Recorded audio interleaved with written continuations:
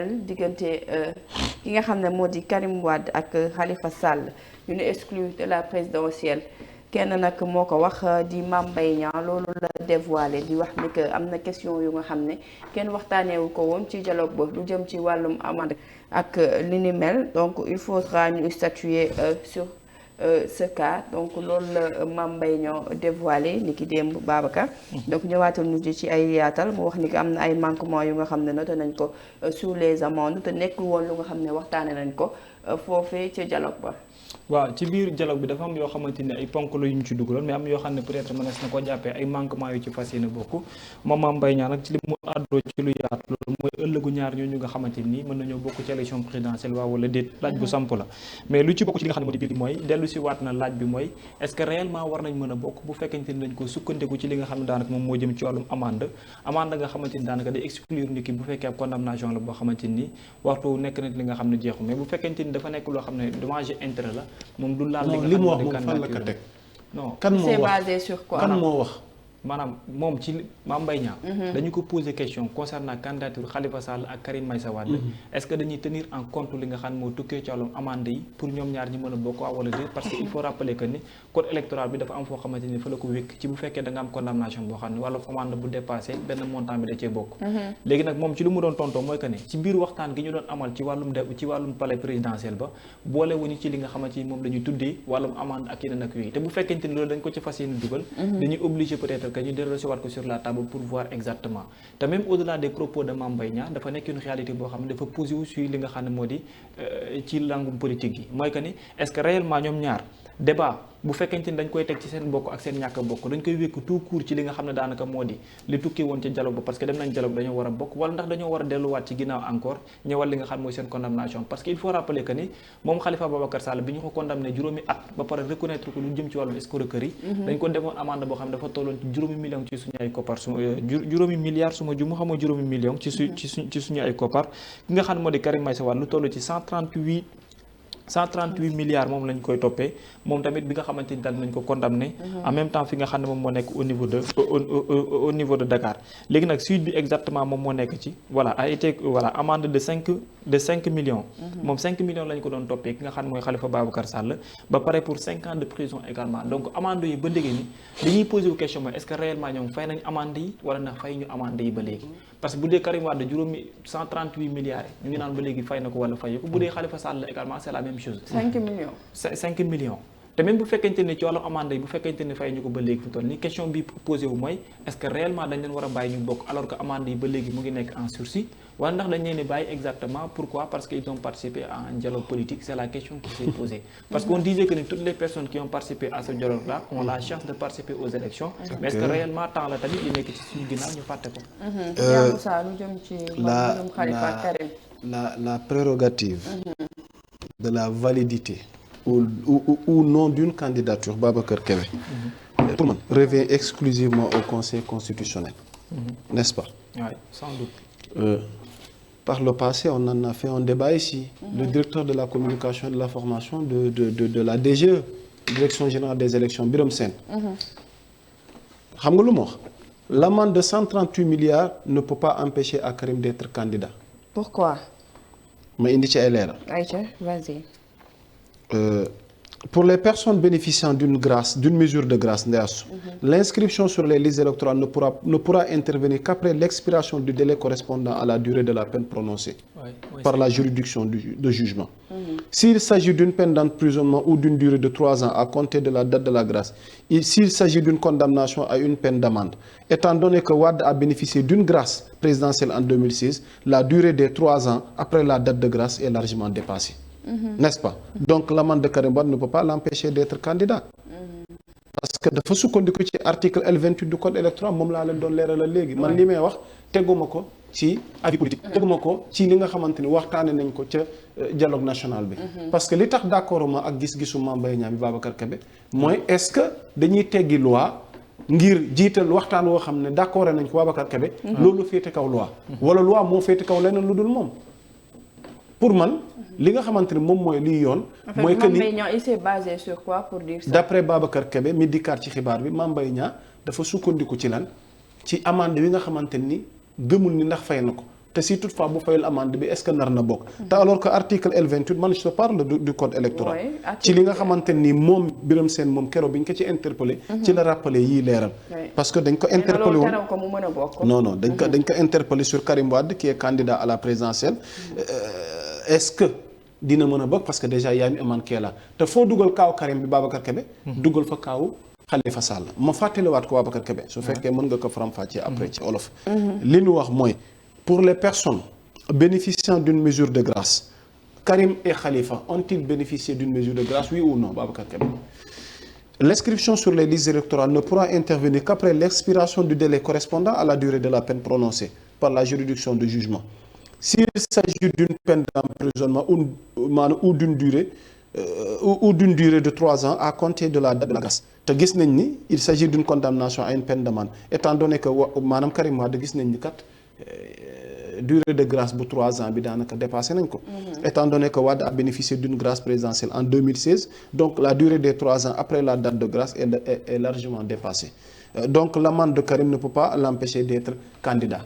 am na loo xamante ni nag pour terminer wax naa ko léegi dañ koy bàyyi ak appréciation ki nga xamante ni moom mooy conseil constitutionnel moom moo mën a valider wala invalider bépp candidature gu mu mën a doon. loolu noonu nag xam nga ko moom su ma déggee ay tubaabam li mu wax. waaw il a apprécié.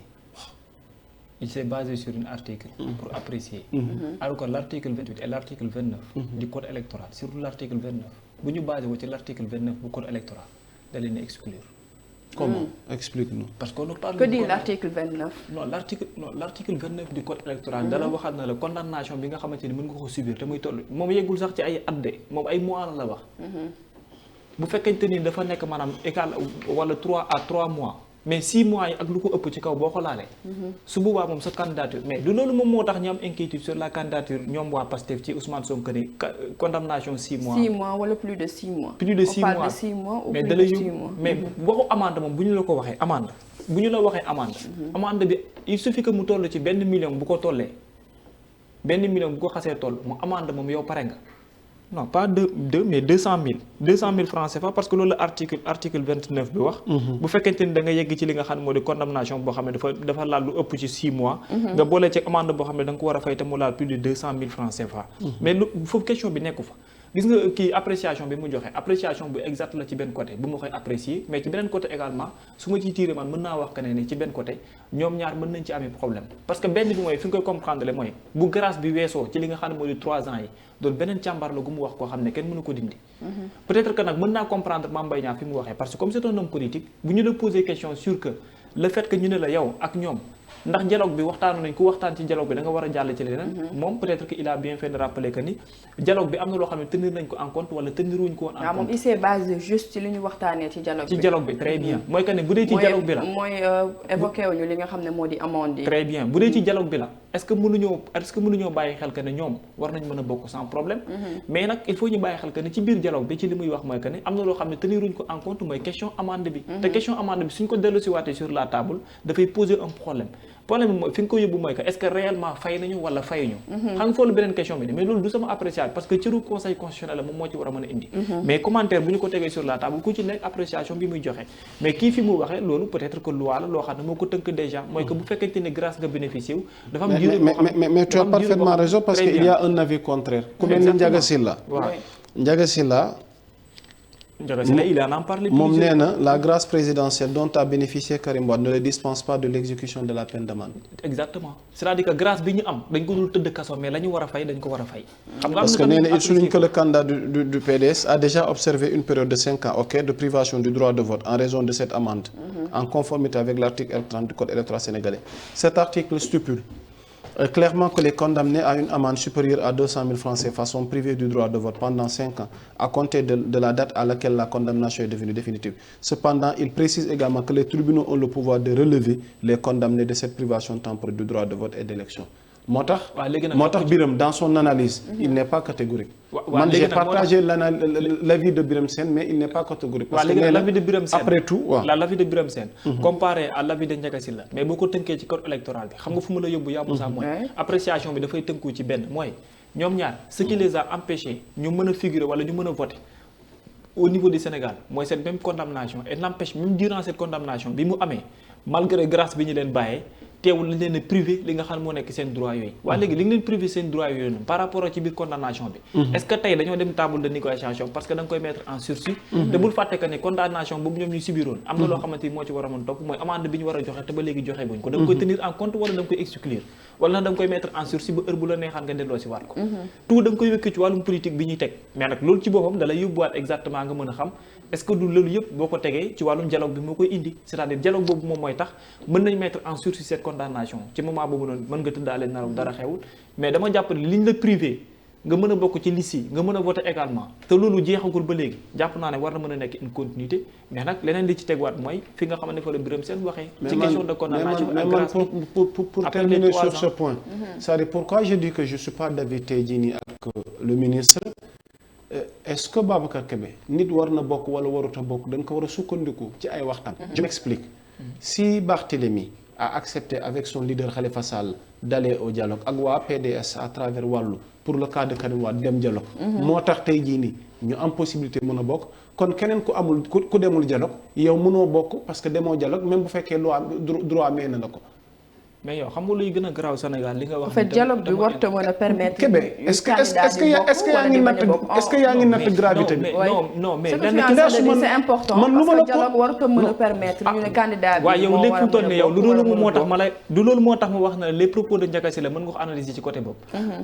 Karim Wade bu ñu waxee na la Karim Wade wax la Khalifa Sall mais mën ngaa comprendre benn réew boo xam ne dañ la amende 130 et quelques milliards. ñu xëy 130 et quelques milliards nga subir une condamnation nga xëy ñu bëgg ko neenalaat nii ne mbir mi dem na. et Khalifa Sall du grâce lañ ko defal il a été reconnu coupable nga amande ko lu toll ci juróomi million ci suñu ay koppar nga daan ko lu toll ci juróomi at yu mu war a tëdd mais au delà de grâce boobu noonu kon dalay mel ne Sénégal dañuy dem ba benn instant loi ak règlement yi dañ koy jël ba fee ko tege ko ne benn nit moom mooy toog fële woote benn mbir soo ko nangoo nga ñëw bokk ci soo nanguwul doo bokk. c'est-à-dire que yow mën nga jël politique nga teg ko au-dessus de tout. fan la am. politique ngay jël dëkk au-dessus de tout. même par rapport à ces questions de grâce là sax di nga poser question yow noo mën comprendre nit koo xam ne Sénégal la tooñ benn nit génne benn mbir c'est vrai loi moo ko may yow am na loo xamante ni sa prérogative la nga def ko mais ana suñu xaalis. 138 milliards yi ci Karim Wade. waaw du ñoo man waxuma ko de ñoom ñoo wax ne Karim Wade dafa jël suñu xaalis. añu suñu xaalis. nga bëgg a toog sur une table rek waxtaan ak ñoom ne waa léegi ko xaalis beeg yooyu yëpp on oublie. nee na xaalis bi waxtaanee. et puis l'autre paradoxe mooy du remboursé wul xaalis bi mais dañ koy teg amende. mais dañ koy teg non mais yow li ma xam nga lan la mooy pour nit ñi déglu ñi pour ñu comprendre. dañ nekk mais xam nga lan la mooy yàmmu sax de façon résumée Babacar xam nga lan la mooy que. Karim Wade Khalifa Sall rek leen condamné. bu ñu leen condamné ñu am koppar yoo xam ne dañ ko war a fay askanu Sénégal. muy ndàmpaay. muy ndàmpaay. waaw kon dañu amee mais am loo xamante ni dañ ko war a tëdd. pour jëf gu ñuy jëf la nga ñu jàpp ne dëppwul ak yoon. léegi ñii la ci biir jëf ji doon condamnation moo leen yóbbee ñoom. non seulement dañuy tëdd kaso. mais dañ leen di privé bi duñ mën a bokk ci ñi voté wala ñu laat sax wala ñu dagaan baatu askan bi. waaye léegi condamnation bi nga xam ne moo leen tëdd la kaso. privé leen également ñu mën a bokk ci liste yi nga xëy grâce mën naa am mais grâce bi du bokk ci wàllum koppar yi. maanaam grâce bi dafay viser li nga xam ne mooy li ñu war a tëdd ci biir kaso. léegi pour que problème bu ñu mën ko régler définitivement dafay fekk que ñoom tëdd gi mu nekk loo xam ne lu jeex tàkk la. mais koppar yi tamit mu nekk loo xam ne fay nañ ko. léegi nag loolu bu fekkente ni koppar yi amagoon foofu la laaj bi di samp ji mooy ndax dañ koy fàtte wala ndax dañ koy wékki ci ne dem nañ dialogue négocier nañ dañ war a bàyyi mu sedd. loolu mooy wax ji. alors laaj bi nag foofu la sampo. même Mame Mbaye Niang tamit laaj moom foofu la ko sampo également. moo tax moom mu dugal ko ci ne. lu ñu teniroon compte ci biir dialogue bi est-ce que réellement dañ ko indiwaat sur la table loolu laaj bu samp la. question d'amende yi kenn boole ko woon ci dialogue bi est-ce que tamit amende yooyu noonu nekkul li nga xam ne dina porter préjudice li nga xam ne moo di candidature Karim ak ki nga xam ne moo di Khalifa Sall donc loolu moo nekkoon Rincom 2 bi dañuy fas yéene dugg ci sujet du jour yi waxtaanee lu jëm ci conseil constitutionnel